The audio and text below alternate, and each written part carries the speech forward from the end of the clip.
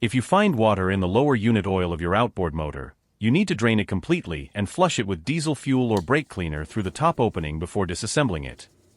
You can also use another suitable cleaning product. Fully drain the fluid and then disassemble the lower unit. Here are the reasons for the penetration of water into the gearbox. Leaks can occur through the upper shaft seal. The lower propeller shaft seal is usually damaged by tangled fishing line. Some models have two seals installed sequentially. O-ring on the front brass bearing, the shifter seal, and the drain and filling plug seals. In models with a spaghetti seal like this lower unit, leaks can also occur. This seal should also be replaced during repair. The photos show a defective lower cover. The outboard motor left the factory with this defect. It is believed that these are isolated cases. When installing this cover, a little silicone should be added to compensate for the missing metal. It is very important during installation to pay attention to the pin in the upper case. As seen in the photos, it is embedded in the aluminum. The reason for this is that the channel line made in the brass bearing is not aligned with this pin. This is a very rough installation error that can cause damage to the case, as well as improper friction between the pinion and the gears. There may also be poor sealing, leading to water ingress. In this case, the pin needs to be drilled out and replaced with a new one before assembly. It is unacceptable to replace only the lower cover of a damaged lower unit. The reason is that the upper and lower parts are made to fit each other to achieve proper and symmetrical holes. When replacing only the cover, there is no guarantee that all parts will be positioned correctly. During repair, it is advisable to replace all seals together, including those on the two drain plug seals for draining and filling oil. What happens if you only drain the oil and do not replace the defective seal? The first moment you put it in water, it will penetrate inside, and the oil will curdle and look the same. Is this a problem? In older models, brass bearings are used, which will not rust, but the propeller shaft, gear wheels, shifting mechanism, and all metal parts can rust, especially if the water is salty. It is advisable to respond as quickly as possible when a problem is discovered and not delay the repair. Why shouldn't you delay the repair?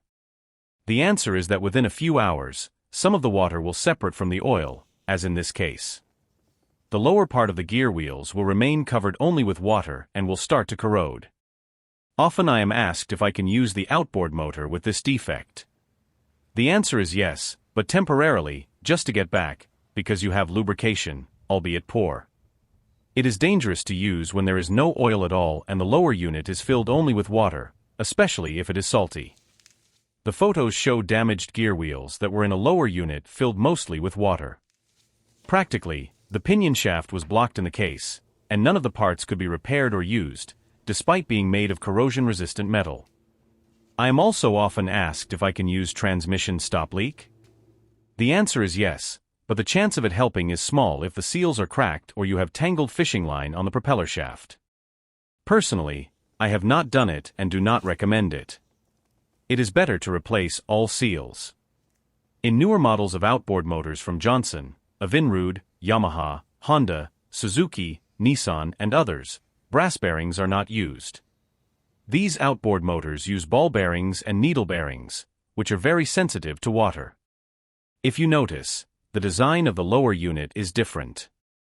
It does not split into two halves but disassembles by pulling out the front part.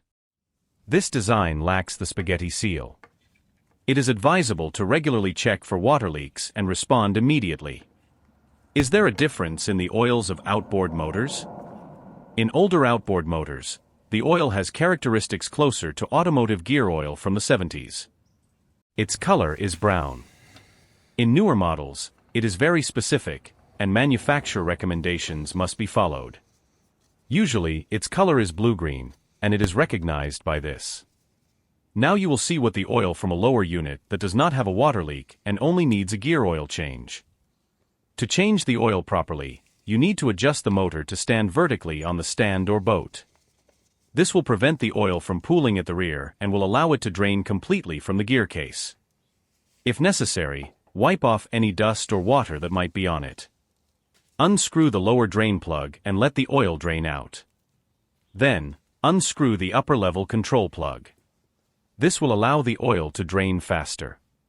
Be patient, it can take more than 10 minutes for it to stop dripping. You don't do this every day. Check the seals on both bolts. If they need to be replaced, do so. I want to note here that there is no need to flush the gear case with anything. Once you are sure that there is no more oil, screw the yellow adapter of the oil pump into the lower end and start pumping. It will take some time for the lower unit to fill with fresh oil. Pump until the oil flows from the upper control hole. Then, screw in the upper control plug first. This will prevent the rapid leakage of oil when you unscrew the yellow adapter. Quickly screw in the drain plug and tighten it well. As you can see, it's not that difficult. A professional marine shop might charge you a 3-digit number for this procedure, depending on the motor and oil. If you want to keep saving money and learn how to repair and maintain outboard motors, please subscribe to the Boat Motors YouTube channel. The goal of the channel is to help all of you learn to identify a problem yourself. You can learn how to clean and rebuild a carburetor, replace an impeller yourself, identify issues in the ignition system, and many other things related to outboard motors. The Boat Motors YouTube channel also offers videos related to ATV and motorcycle repairs as well as car restorations. The channel features restorations of 3 Opel GTs, and in the future, we plan to release multilingual versions and historical videos about classic cars. Thank you for your attention and for watching the video. I wish you success in all your projects.